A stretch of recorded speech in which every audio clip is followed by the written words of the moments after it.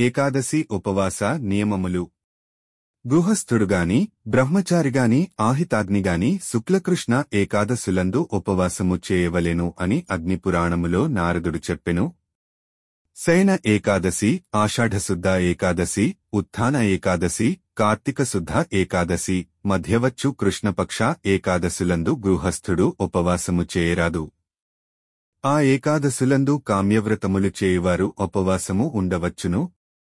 వితంతువులు, సన్యాసులు, వానప్రస్థులు మాత్రము శుక్లకృష్ణ ఏకాదశులందు తప్పక ఉపవాసము చేయవలెను.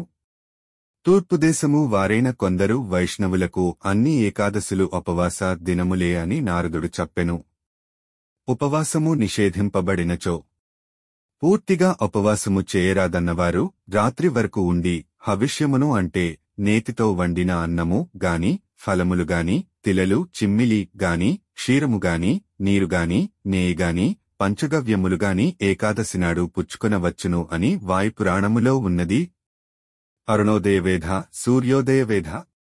ఉదయమునకు ముందు 4 ఘడియలు అరుణోదయమనబడును.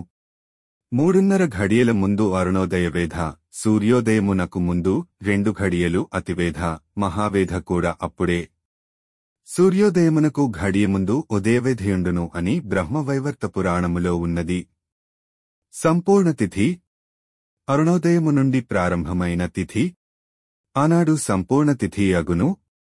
అట్టి ఏకాదశినాడు గృహస్థుడు ఉపవసించవలెను. వైష్ణవులకు అరుణోదయ వేధగల ఏకాదశి త్యాజ్యము అనగా వదలవలసినది. స్మార్తులకు సూర్యోదయ వేధగల ఏకాదశి త్యాజ్యము అని స్కాంద పురాణములో ఉన్నది. 8-8 సంవత్సరాల మధ్య వయసున్న ప్రతి మానవుడు కూడా ఏకాదశి ఉపవాసము చేయవలెను అని కాత్యాయనుడు చెప్పెను. ఉపవాసము చేయుటకు అశక్తులైనచో ఏకభుక్తముగాని నక్తముగాని చేసి దానధర్మములు చేయవలెను అని మార్కండేయ, కూర్మ పురాణాలలో ఉన్నది. కుతపకాల నిర్ణయము. పగటిని 15 ముహూర్తములు చేయగా అందులో 8వ ముహూర్తము కుతపకాలము. ముహూర్తము అనగా సుమారు 2 ఘడియలు అనగా 48 నిమిషములు. ద్వాదశీవ్రత విశేషము. ఏకాదశినాడు ఉపవసించి ద్వాదశినాడు పారణ చేసిన వానికి 1,000,000 హత్యా పాతకములేనను నశించును అని స్కాంద పురాణములో ఉన్నది. ఏవైనా సూతకములు వచ్చినచో ద్వాదశి వ్రతములున్నవారు శుద్ధి అయిన తరువాత పూర్తి చేయవచ్చును అని మత్స్య పురాణములో ఉన్నది. 8 మహాద్వాదశులు.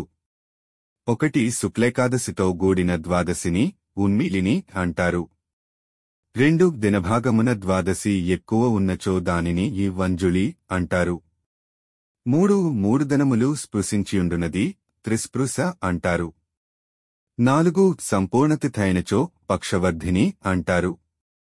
5 పుష్యమి నక్షత్రముతో గూడినది జయ అంటారు. 6 శ్రవణముతో గూడినది విజయ అంటారు. 7 పునర్వసుతో గూడినది జయంతి అంటారు. 8 రోహిణితో గూడిన ద్వాదశి పాపనాశిని అంటారు. పాపక్షేమును ముక్తిని కోరువాడు ఈ ద్వాదశులందు గూఢోపవాసము చేయవలెను. దశమి నాడు వదలవలసినవి. కంచుపాత్రలో భోజనము, మినప్పప్పు, ఎర్ర కందిపప్పు, శనగలు, కొర్రలు, సగ్గుబియ్యము, తేనె, ఇతరులు తినిన అన్నము, మరొకసారి చేయు భోజనము, మైథునము ఇవి 10 విష్ణుభక్తుడైనవాడు దశమినాడు వదిలివేవలెను.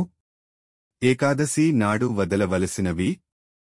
అనేక మార్లు నీరు త్రాగుట, హింసచేయుట, అసత్యమును మాట్లాడుట, తాంబూల సేవనము, దంతములు శుభ్రపరచుకొనుట, పగటపుట నిద్రపోవుట, మైథున సేవనము, జూదమాడుట, రాత్రియందు నిద్రించుట, పాపులైన మనుష్యులతో సంభాషించుటాను ఈ 11 విష్ణుభక్తుడు ఏకాదశినాడు వదిలివేవలెను. ఏకాదశినాడు భగవంతుని, ఓ కేశవ!